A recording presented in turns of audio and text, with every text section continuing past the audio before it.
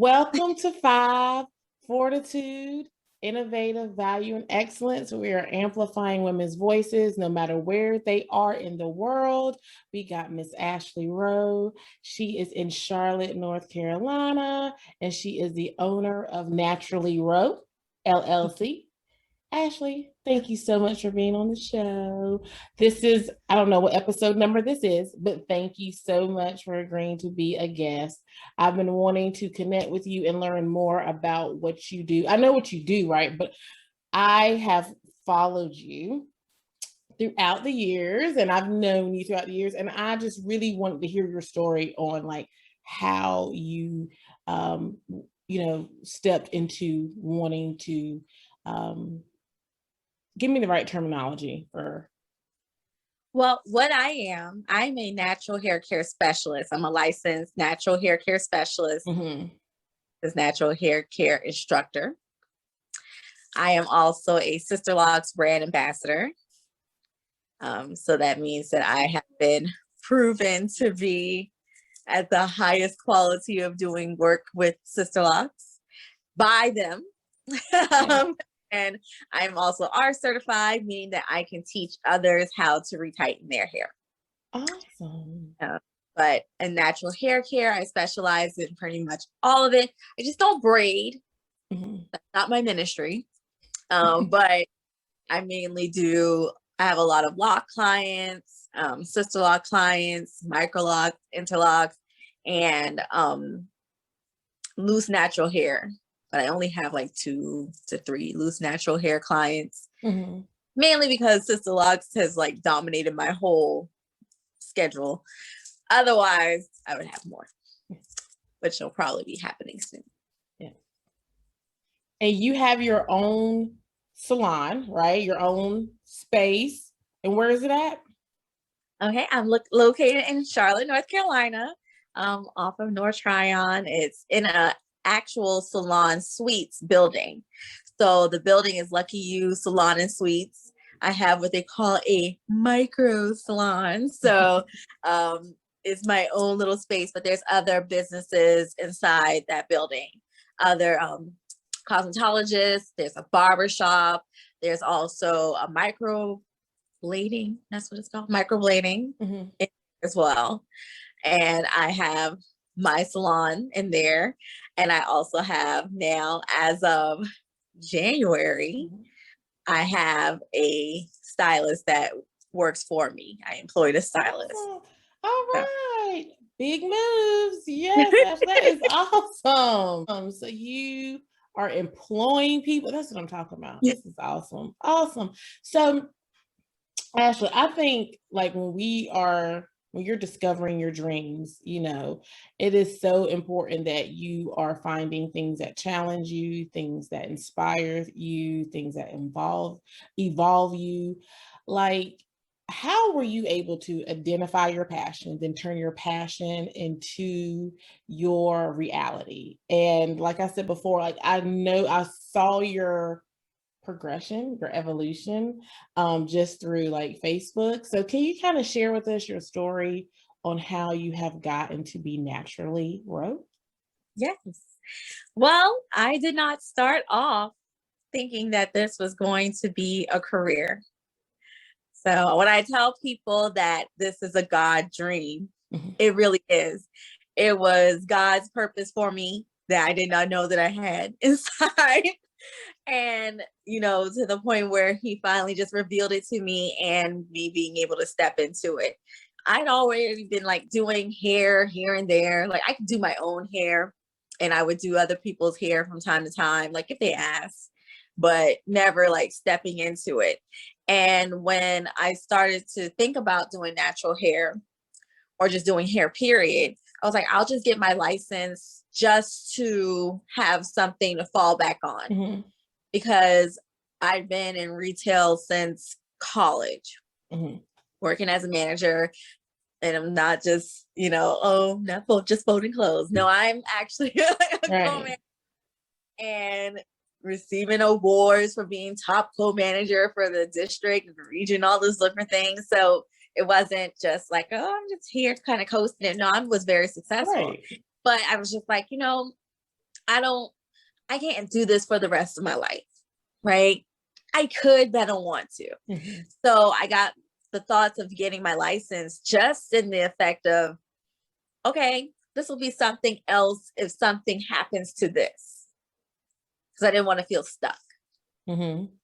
But I knew that I liked doing hair because if someone, or like my best friend, called me and said, hey, can you put these kinky twists in my hair? Mm-hmm. And if I just got off work at 5 o'clock, I still would go to her house at 6 and work all night long putting those in her hair and going to work the next day early in the morning. So I started to see that the passion was where I felt comfortable. I loved it. I liked doing that. And that it didn't feel like a disservice to me to do it well past my time and being tired and everything. I just still had a love for it. Mm-hmm. I was like, okay, I can pursue this. And going to natural hair school, like that came from one of my best friends, Deirdre. She was, oh, you know what? I saw that they have a program at CPCC for natural hair. And I was like, oh, I'm gonna look into that. And I looked into it, saw that it was part-time. I was like, okay, this is gonna be hard for me working full-time and then doing that part-time. But she was like, you know what? A short-term sacrifice for a long-term gain. Absolutely. So I was like, you know what? When you put it that way, that's not that bad. And it was only 4 months for the class. It's like I can make it through 4 months of like just exhaustion. And I did. And here I am, I love what I do. I love the feeling that I have to encourage, help, inspire, or just get someone to love their hair, their natural hair, our natural hair. Absolutely. And for so long, there was such shame in your kinks and your naps, and a great way of being able to encounter different women and men and have them have pride and love in their hair. And then when you have pride and love in that part of yourself where we've not been able to celebrate that, from the relaxers and the straightening comb, even the ceramic straightening, all this pulling out that wonderful kink and coil that makes our hair so special and unique. It's just like you're taking away a part of who we are. That is naturally us. So being able to get someone to love their hair, or to hear a woman say, there was no freedom like waking up in the morning and I didn't have to think about my hair. I got dressed because I now have these locks, and I don't have to think about doing my hair, or the time that I'm able to spend with my family because I'm not wash day and not, taking down twists, putting twists up, all these different things. And it's such a great feeling to know that you've got someone to understand their hair, to love their hair, to appreciate their hair, which then also heals those different parts inside of us. So that's why I say that this is a God's dream. It's a God passion, and being able to touch and connect with so many different women and changing the standard on what's beautiful, what's professional. With all the negative images that we see regarding young African-American women in the media, a lot of times we see, like you said, going back to what you said, like we don't like our hair. A lot of times we're putting things on our hair that is not healthy, or putting things on our skin and our body that's not healthy because we're trying to live up to a certain image. Why is it so important for us to nurture self-love in young African-American women? Well, it's important to nurture that self-love, especially as women, is because we are mothers. We affect the generations that come after. And it's important to make sure that we change the narrative. My major in college was history, minor in African American studies. The things that are embedded in us, the self-hatred of ourselves and our hair and all those things, are rooted in slavery. So that we can constantly see ourselves and keep ourselves psychologically in that place. So when we have the narrative and we talk down to ourselves, or, only telling your daughter that her hair is pretty when it's straight, or that when it's freshly done, is it sets a tone. Yeah. And it sets a lingering tone, and making sure that we have that self-love, even with our young Black boys, how we view ourselves and what they listen to ourselves say. All of that is important to have that self-love component.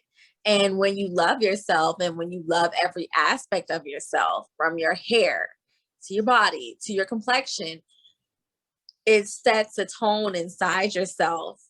You stand up taller, you have pride, you have more acceptance of who you are, and you see the beauty in who you are, which then also allows you, excuse me, to see the beauty in other people. Absolutely. You know, while we're loving on ourselves, then that love is going to go and transfer over to everyone else. And so that's why you'll see now that women are not scared to be like, oh my God, girl, I love your hair.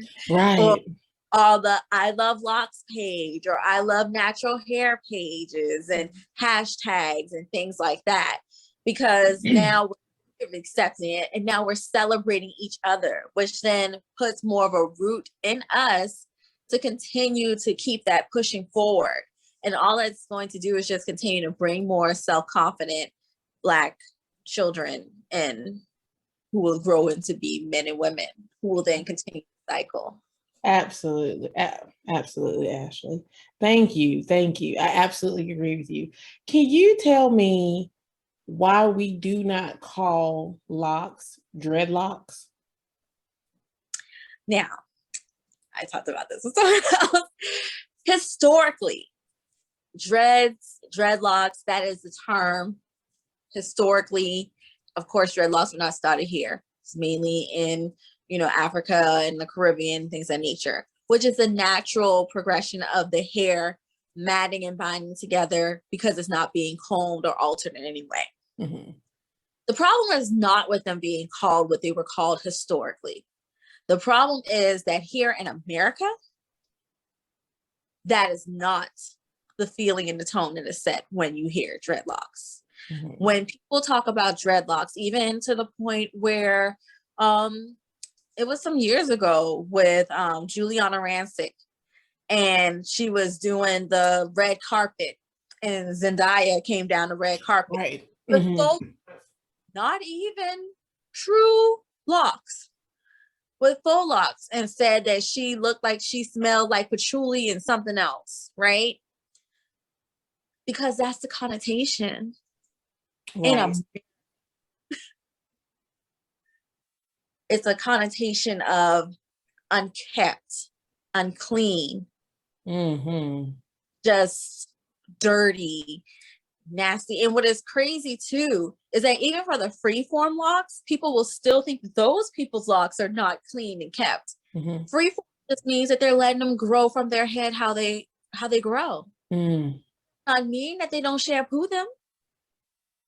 But the instance that there is that dread on there, here in this country, it then becomes negative. Absolutely. It then makes it dreadful. And I have to that there is nothing dreadful about my hair. And it's sad because historically the term is correct. But just like everything else in America with us is not the same. Absolutely, Ashley. Thank you for giving us a history lesson on that. I love that. Thank you very much. So we've already talked about what inspired you, what how you were able to pursue your dreams. Where do you see Naturally Rowe in 5 years? I don't know. In 5 years, I see Naturally Rowe continuing to grow. Mm-hmm. I see still bringing on new talent, because what happened with me is my instructor became my boss. She saw something in me, took me into her salon, helped me grow, nurture me, made me into a better stylist. And while she was also doing that, made me into a better person, her and her business partner. They made me see myself and think about things completely different. So it wasn't just a career change and a passion change. It was a life change. It was a mind change. Right. There was so many different things that I was able to see from these women. So I always take her motto that when you go anywhere, you should have one hand up to be pulled up and one hand down to pull the next person up.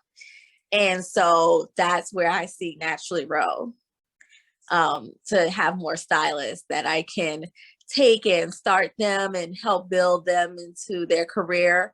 I also mentor other stylists. I have 2 stylists that I'm mentoring right now that's at the Lucky You Salon. And it's great to watch them grow in their careers and to have them be proud of themselves as they make milestones and changes in their career. And also as they hold themselves accountable, because that's another thing that we should do as Black women and men is to hold each other accountable. Let's not go there. Absolutely, Ashley. Absolutely. Let's talk about some accountability. Yes. Absolutely.